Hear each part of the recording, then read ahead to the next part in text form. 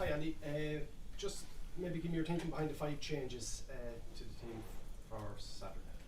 Well, like always, there's a few different reasons that all gets put together. I suppose the main point to get out of selection is what's the right balance for us as a team of where we're at and who we're playing against, etc. In round 3, which is at Twickenham, which is going to be an obviously big occasion. So, a few lads promoted from the bench, maybe a little bit fresher starting, etc. A few lads that's not played coming into the squad as well over the last week or two, which freshened things up, and then obviously with different combinations and things like that, it's the balance of what's right for us, certainly with the substitutes, etc. Just the decision to leave Sam out the 23, you spoke about the protection you wanted the players from the outside noise. What was that conversation like? Was it the same for any player who's left out of 23, or is there? Of course it is, yeah.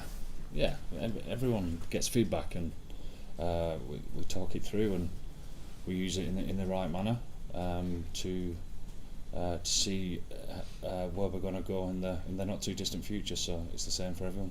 Is Twickenham being a cauldrons that play into the selection, that it's not a place for somebody who maybe is not fully confident at the moment? Well, Sam's a fantastic international player. He's on a journey that's obviously learning like all of us, and that will never stop. It's the same for Kieran and Farrell, and we've talked all along about the 4 lads competing against one another, and the balance is right for this team this weekend. Thanks, Bernard. Just on that, Andy, you touched on it there, I know, Michael, but why is this the week for Jack over Sam? Because of what we've seen and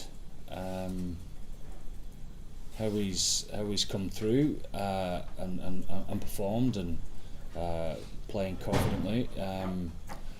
I think the 2 lads probably came in to camp. I think they've probably been in better form. I'm not saying they weren't they were in better form, but you see during training which way that you're going to go through performance, etc., and you back what you see and all of that. And I suppose sometimes you see people come from the back and have nothing to lose and get over themselves and just rip in, and we've not just seen that with Jack, but we've seen that with somebody as experienced as, say, James Ryan. Not selected to start in the first game, came on against France and had a storming game and has continued that. I saw that with James as well in the Lions, where he was behind the 8 ball there with a quad injury, and he was chasing his tail to try and get into the squad, and he played his best rugby, I would have thought, within that tour, and that's because people are able to just sit back a little bit and make sure they make sense of it all and get over themselves and rip into the performance, and I think you saw that in Jack's performance last week. Darragh? Andy, could you tell us a bit about Kieran Farrell's reaction to his selection? I know he hasn't played since in the Six Nations since 2024. I imagine he was quite excited about it. Well, yeah, he's 100% excited. He's been certainly frustrated, with lack of game time, certainly in the autumn. But being able to give him the game there in the Ireland 15 obviously kept him ticking over, and for what we've seen in training, how sharp he is and how eager he is to get going, and the balance that he gives us on the bench, he'll be ready to go. Some big men in the England back 3. Did that kind of impact your selection at all around the high ball? Well, it's an important part of the game, full stop, and everyone knows that it's an important part of England's game, and rightly so.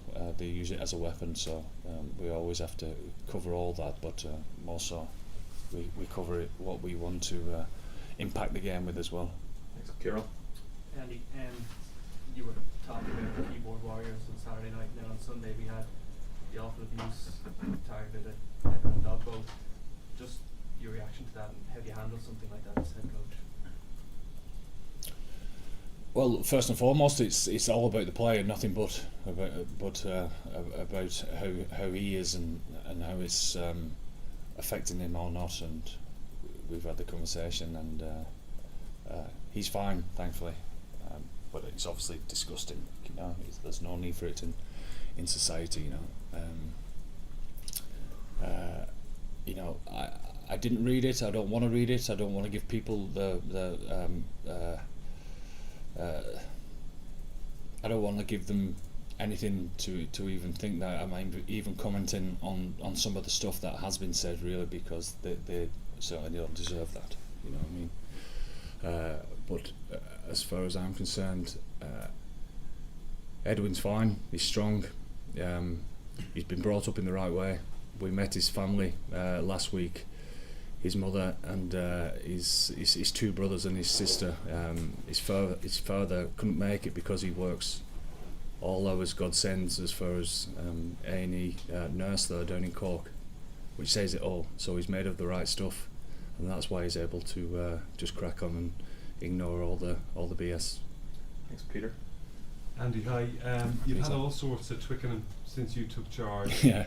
It seems to me like you've brought in your a lot of experienced players there. Can you talk about the experience of playing in Twickenham, how it rates in the sort of the overall scheme of things in world rugby? Well, yeah. I mean, obviously with the squad that we've got, we've been trying to give chance to grow the squad. Obviously, with giving people different experiences in Paris or even last week, etc. With Edwin, etc. But I suppose as a group, Game 3, Twickenham is trying to learn from Paris, the experience of that, and learn from past experiences from Twickenham as well. You know, we've won pretty important games there. We've also lost there a few times recently. Pretty similar story to a couple of years ago, isn't it? Coming on the back of Scotland beating England and England being told that they had to have a reaction, and they did, and play some great rugby and won on the bell there. So having lads within the group who have been there and felt that, and how they can portray that experience down to somebody like a Robert Balakoon, etc. is pretty important. So has those games been referenced, or the most recent game? I know 2 years is a long time, but yeah, no, we go back into the dark ages sometimes. You know, we go back further than 2 years. Sometimes, obviously, last year was a pretty exciting game as well, like you would expect it to be. But we're ready for anything that's going to be thrown at us, because we expect England to have a reaction to that game. We know from what they've been saying. Emotionally, they thought they didn't get it right, and the right to say all that, and you know, I suppose where they think their squad is at right now, there was obviously talking at the beginning of the tournament that they want to take it to the last weekend there in France, and you know, I suppose the Grand Slam's gone, but the competition's still on for them, and we'd like to think for us as well. So it all adds up to what the Six Nations should be about, isn't it, really? Different emotions week to week because of what's happened the week before, and here we are at the halfway stage, and we've got a cracker to look forward to.